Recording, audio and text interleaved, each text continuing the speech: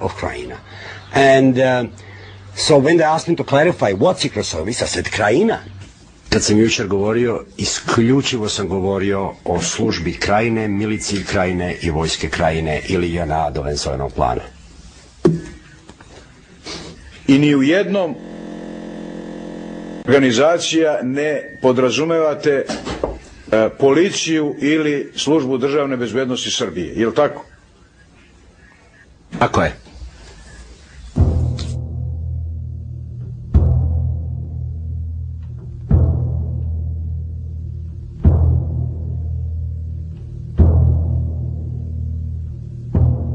They're trying to try him for crimes against Croats. My God.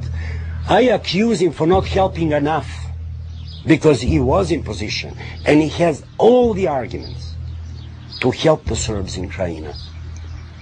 And he didn't do it. And I would like to see that man hang, but not for what they're charging him with. I think for what they're charging him with, he's innocent. And this is where the thing sort of started to, and I said, Jesus Christ, for 2 years, you know, since we've been communicating, you didn't realize that I was talking about Ukraine. I mean, that's so stupid, you know, that's really, they got very angry. They didn't even cover my expenses, and I found that it was very, very cheap, you know. So the thing is, if you're not prepared to come down there and lie for them, they won't cover your expenses. If you're prepared to, I honestly felt that if I went up to him and says, look, I'm prepared to lie, and I want, I don't know, $5 million, that they will pay them immediately. I honestly started to view them as criminals. First of all, they are supposed to be chasing war criminals. They are protecting war criminals, and I'll show you how. I mean, this is a serious accusation. I'm saying that they are protecting war criminals, and I honestly feel that I can defend it in any court in the world that I just said that. How they protect it? They can get a war criminal, they give him this witness protection paper, and he can say, okay, I have killed so many, you know, I don't know, families, and that would protect him. What happened to those victims? Could that protected criminal?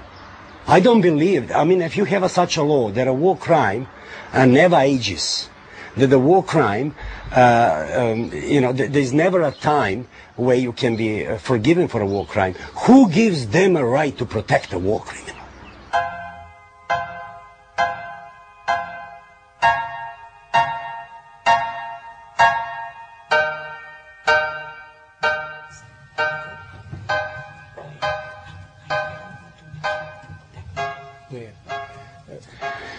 I don't think it's very easy to send from the top a command, to issue a command for a war crime. Because in this chain of command, there will be a one normal, sensible person who will say, hey, listen, I'm not going to commit a crime.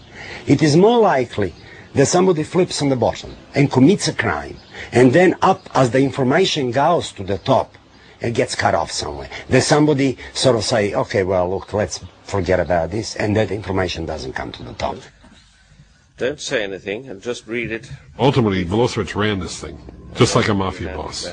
The ethnic cleansing of Kosovo, that certainly is not something some colonel is going to think up. You know, and if you're the president and some general did that, you'd fire him immediately. No, this is but, you know, people like Milosevic are clever in how they nuance things and how they give orders, you know.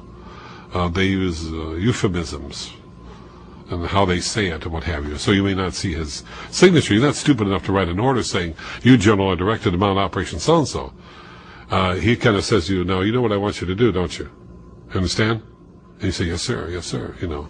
That's how it works. It's, they're not, dictators aren't that dumb that they document their crimes. Jacques-Paul Klein zegt dat Milosevic niet zo dom is dat hij zijn misdaden in orders heeft vastgelegd. Als dat zo is, waar haal je dan de bewijzen vandaan? Mr. Tanic, you've got a lot of evidence to give and it's important that we hear it. Het is 15 mei 2002. Getuige Radomir Tanic wordt gepresenteerd als een insider. Van hem verwacht de aanklager dat hij de directe betrokkenheid van Milosevic bij etnische zuiveringen in Kosovo gaat bewijzen. Hij is kennelijk zo belangrijk dat hij de status heeft van beschermde getuige. Dus hij is onherkenbaar. Tanić vertelt dat Milosevic met hem over zuiveringen in Kosovo heeft gesproken. Precies zoals in de aanklacht staat. You used in your evidence the phrase, continue with the persecution of Albanians. Obviously it's a long time ago and don't guess if you can't, but can you help at all with exactly what he said about the Albanians and all persecution of them? Well, he said to finish ethnic cleansing, to have a pretext for completing the ethnic cleansing of the Albanians or to throw them out of the territory of Yugoslavia, and I heard words to that effect from others as well. Objection. Yes, what's the objection? What does it mean if he can say some nonsense like this and then he says that he can't tell you who he heard it from? That's a point you can make in due course. You can ask him again in cross-examination and we'll decide what to do about it. Meanwhile, the witness can go on in the same way. Milosevic wil eerst weten, niet waarover, maar waar hij met Tanić heeft gesproken.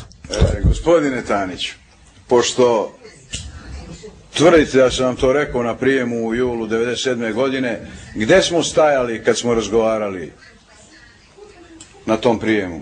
Gde smo stajali nas dvojicu? Ili sedeli, mislim, kako hoćete, samo gde? Opišite to. Zgrada Jula je vila u ulici Đure Đakovića. Kad se ulazi sa fronta ima salon za prijem koji izlazi na dvorište. Sa frontalne strane levo od tog salona ulazi se u jednu posebnu prostoriju gde je gospodin Milošević imao običaj da večera odnosno pred kraj prijema sa grupom svojih bliskih saradnika. Tu ja nisam spadao, ali mi smo negde otprilike oko tog mesta između velikog salona i ove prostorije koja se zastirala zavesom i gde je gospodin Milošević posle večera svojim najbližim saradnicima tu negde. A tvrdite da ste, dok sam bio predsjednik Srbije, bili u mom kabinetu, i sad ću vam citirati, to je na strani 3, tu ste pomenuli predsjedništvo i zgradu Savezne skupštine gdje se sastavljam svim, ili u njegovom ličnom kabinetu levo od ulaza. Da li znate da moj kabinet nije levo od ulaza, da je levo od ulaza portirnica, pa onda kuhinja, pa onda velika svečana trpezarija, pa sve to, pa tu uopšte nema mog kabineta. Moj kabinet, odnosno kabinet predsjednika Republike Srbije, na prvom spratu, na kraju hola, pretposlednja vrata. Nikako ne može biti levo od ulaza. Dakle, vi niste nikad bili tamo, je li tako ili nije? Nije tako, gospodine Milošević, ja sam tamo bio najmanje 2 puta. Molim vas, rekli ste da ste se sastajali, piše ovde u mom ličnom kabinetu levo od ulaza, sad menjate iskaz pa kažete da se sastajali. Samo se pitam kako ste uspjeli da ovo prodate. Oprostite, ovo je krajnje uvredljiva primedba, ne mogu da je dozvolim ni po cenu da ja ispadnem arogantan. Ovo je uvredljiva primedba, sam ja nešto prodavao bilo kome. Pa nije ovaj sud dečije obdanište da ja nekom nešto prodajem. Molim vas da odgovarate na moja... Stop personal argument. Mr. Milosevic, if you want this to continue, you must stop. And that is an official warning that if you go on in this way, then the cross-examination will be brought to a close. Don't argue. Nemojte da se Ask the question. De getuige beweert ook nog dat hij geheime onderhandelingen met de Albanezen heeft gevoerd. Ako su vam oni rekli i vi shvatili da SDB sistematski ne podržava ni jedno od nastojanja se pregovara, kako su vas onda mogli ovlastiti da onda vodite vi te pregovore? Ovo je očigledno greška u kucanju, pošto je izjava data na engleskom i zaista rečenica je sama po sebi besmislena. Što se tiče... Ste pomešali. Znači, ovo su štamparske greške, dakle ovo što vas ja Pitam, to su štamparske greške u vašim izjavama. That's what he said.